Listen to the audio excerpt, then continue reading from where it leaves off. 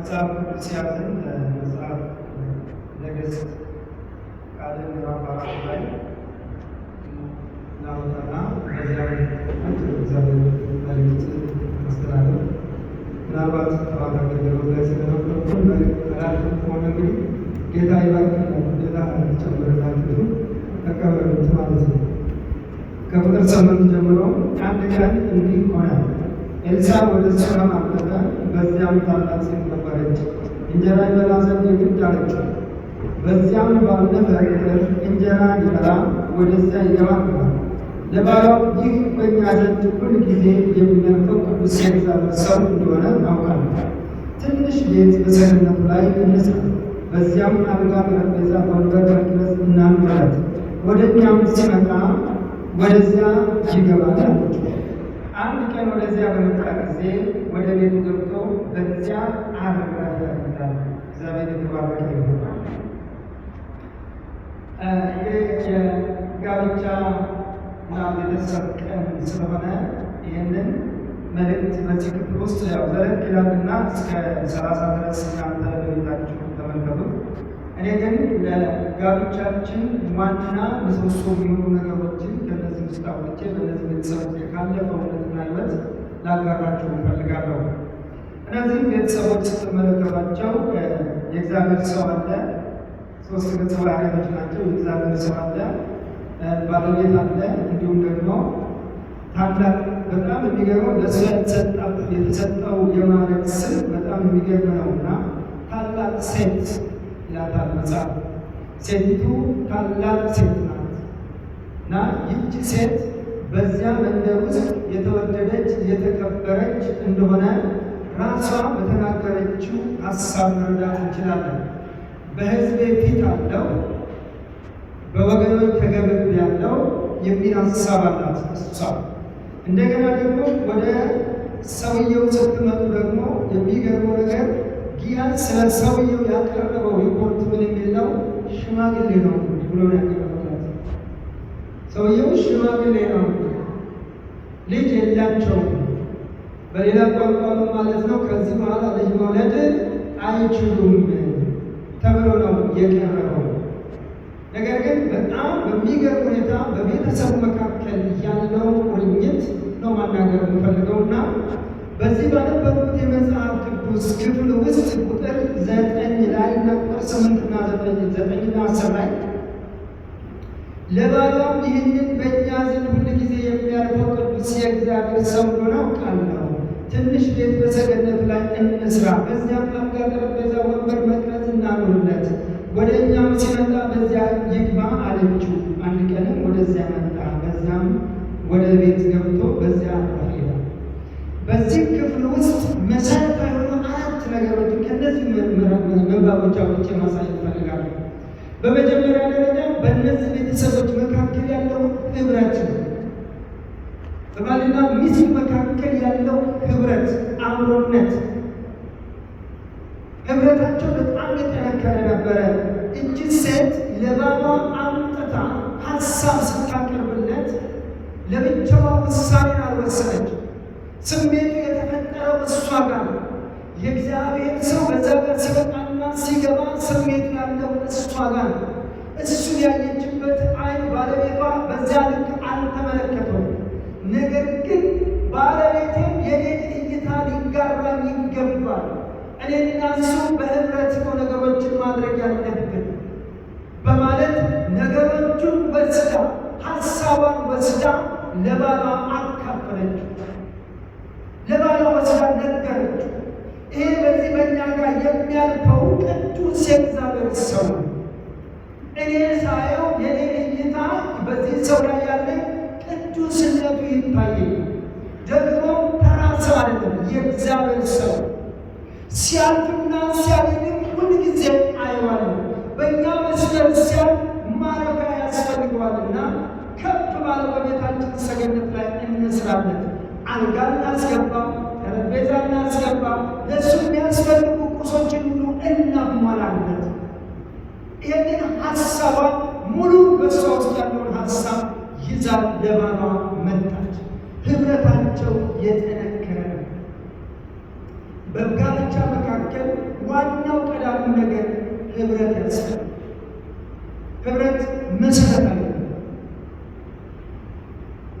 ህብረት ካለን ነው ብዙ ነገሮቻችንን ማስቀጠል የምንችል። እያንዳንዱ በፊናው የሚሄድ ከሆነ ግን ቤቱ ሁል ጊዜ የተጠመደ ፈንጂ ነው ማለት ነው። ድንገት አንድ ቀን ያ ፈንጂ ሲፈነዳ ቤት ይተክላል። ህብረት መነጋገር፣ በአንድ ነገር ዙሪያ የጋራ የሆነ አስተሳሰብ መያዝ፣ የጋራ የሆነ ሀሳብን መያዝ፣ በጋራ በዚያ ዙሪያ ላይ መስመምነትን መፍጠርን ይጠይቃል። የመጀመሪያው ነገር ህብረት ነው። እነዚህ ሰዎች ጌታን ያስተማሪ ማለት። በሁለተኛ ደረጃ እነዚህ ሰዎች እግዚአብሔር ያስተማሪ መቀባበል። ሴቲቱ ሀሳብ ይዛ መጣች። ይሄ ራእይ ነው። የእግዚአብሔርን ሰው ማስተናገድ ራእይ ነው፣ ሀሳብ ነው ስትል ባልየው የእሷን ሀሳብ ተቀበለ። ሁለቱም በመቀባበል ነበረ በቤት ውስጥ ያንን ጉዳይ ያማረ እንዲሆን፣ የእግዚአብሔር ሰው በነፃነት እንዲወጣ፣ የእግዚአብሔር ሰው በነፃነት እንዲገባ፣ የእግዚአብሔር ሰው ነፃነት ተሰምቶት አገልግሎቱን እንዲያገለግል ያንን ምቹ ሁኔታ የፈጠሩት መቀባበላቸው ነው። እሷን ተቀብሏት ያደረጉት ነገር ነበር መልካም ውጤት በእግዚአብሔር ሰው ላይ ያስገኘው። ዛሬ በቤታችን መቀባበል ያስፈልጋል። ምናልባት የኖርንበት ባህላዊ አመጣጣችን፣ ያደግንበት የማህበረሰብ ሁኔታ ጫና ተጽዕኖ ሊፈጥር ይችላል። ያንን ሁኔታ ግን በቤታችን ስናመጣው እርስ በርሳችን በመቀባበል ያንን ነገር ወደ ተሻለ ግብአት ተጠቅመንበት ለቤታችን ውበትና ድምቀት ልናደርገው ይገባናል። ስለዚህ በእነዚህ ቤተሰቦች ላይ ሁለተኛ የምንመለከተው ጥልቁ ነገር የሚቀባበሉ ናቸው። ሀሳብ ስታመጣ ዘርበባክሻች ደግሞ ታውቂያለሽ አላላት። ሀሳቧን ተቀብሎ ነው ያ ሰው ቤቱ እንደተሰራለት መጽሐፉ በዚያ ሰዓት መጥቶ ምን አደረገ ይላል? አረፈ። ባይቀበላት ቤቱ ምን አይሰራም ነበረ። ስለዚህ በጣም የሚቀባበሉ ቤተሰቦች እንደሆኑ መጽሐፉ በዚህ ክፍል ውስጥ ያሳየናል። ሶስተኛው ነገር እነዚህ ቤተሰቦች መካከል የምንመለከተው የሚረዳዱ ናቸው። ይረዳዳሉ፣ ይተጋገዛሉ። ይዛ ሀሳቧን መታ እንስራ ብላ ነው ሀሳብ ያቀረበችለትና እሱም ደግሞ ለመስራት ቀኙን የሰጣት በሚመስል ባይጻፍ የሚረዳዱ ናቸው። እሷን ለመርዳት የማይደክም እሱን ለመርዳት የማትደክም ናት። ስለዚህ በመረዳዳታቸው ሀሳብን ምን ለማለት ሁለተኛው እዚህ ጋር እንድትሉልኝ የምፈልገው ሀሳቧን በብዙ ማብራሪያ አምጥታ ምን ስለሆንሽ ነው፣ ማን ስለሆነ ነው የሚል ብዙ ትልቅ ነገር ውስጥ ዝብዘባ ውስጥ አልገባም። ሀሳቧን ቅዱሱን የእግዚአብሔር ሰው ማገልገል ነው የሚለው ነገር ተረዳት። በሁለተኛ ደረጃ ደግሞ ለምትሰራው ስራ ረዳት ሆኗት አብሯት ቆመ። እግዚአብሔር ቤታችንን በዚህ መንፈስ ይባርክልን። ረዳት ሆኗት አብሯት ቆመ። እዚሁ ክፍል ውስጥ ነው እኔ ገባኝ እኔ እግዚአብሔር ያሰማል። በአራተኛ ደረጃ የመጨረሻው የምናገረው ከሰዓታችን አንፃር፣ በአራተኛ ደረጃ በዚህ ክፍል ውስጥ እነዚህ ሰዎች በጣም የሚተማመኑ ናቸው። በጣም እርስ በርሳቸው የሚተማመኑ ናቸው። ሴቲቱ ናት ይህንን ሰው ወደ ቤት እየጋበዘችው። አባወራው ለምን ምን ስለሆነ ነው? ማን ስለሆነ ነው ይህንን ሰው ወደ ቤት አመጣሽ? ምክንያትሽ ምንድን ነው? ምክንያቱም ጥያቄ የሚያስነሳ ሰውየው ሽማግሌ ነው ተብሏል። ኤልሳ በኤልያስ እጅ ላይ ማሳፈስ የነበረ የቅርብ ሰው ነው። እድሜ እንኳን ይሄን ባይባልም እንደ ሰውየው እንደተገለጠው እድሜው ሽማግሌ አይደለም። ቤተሰቡ ደግሞ የልጅ ፍላጎት ጥያቄ ያለበት ብዙ ነገሮችን በማንሳት ጥርጣሬ ውስጥ ገብቶ አሜሪካን ሊነፍ የሚችል ነገሮችን ሊያጭር የሚችለው አካሄድ በቤት ውስጥ ነበሩ። ይሁን እንጂ ግን ባልየው በትክክል ሚስቱ እሱን ያምናት ነው።